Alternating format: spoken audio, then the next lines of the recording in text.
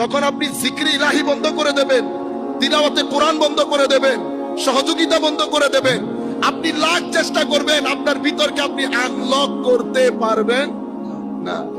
আল্লাহু ইয়াকবিদু ওয়া ইয়াবসুতু ওয়া ইলাইহি তুরজাউন। আল্লাহ সুবহানাহু ওয়া তাআলা is he who expands and constricts your heart. Expansion of your heart and condensed of your heart depends on the pleasure of Almighty Allah.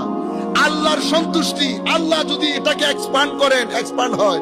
আল্লাহ যদি কনডেন্সড করেন, কনস্ট্রিক্ট করেন, কনস্ট্রিক্ট হয়ে যায়। হাত যদি আল্লাহ কনস্ট্রিক্ট করে দেন, কখন করেন?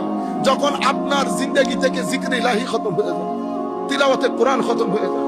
পাঞ্জেখানা নামাজে আমরা আসি, আমাদের নওজোয়ান নসল বেটা আমরা বুকে হাত দিয়ে বলি, শেষ কোনবার কোরআনে পাকের তিলাওয়াত করেছি?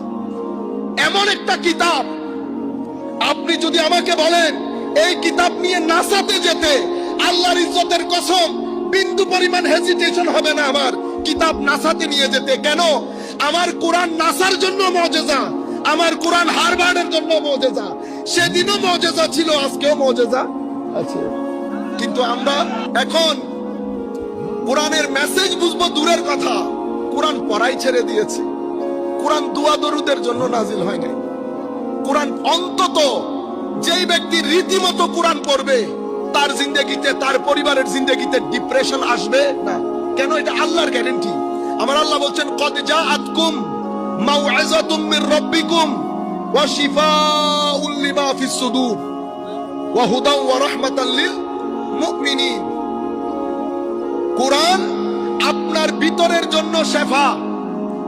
2014 এর মধ্যে WHO ঘোষণা করেছেন যে বর্তমান বিশ্বে মানুষের সাফারিংস এর পেছনে, ক্যান্সার বলেন, ব্রুটাল কিলিং বলেন, অ্যান্টি সোশ্যাল বিহেভিয়ার বলেন, সব কিছুর পেছনে মূল দায়িত্ব, মূল রেসপন্সিবল কজ হচ্ছে ডিপ্রেশন।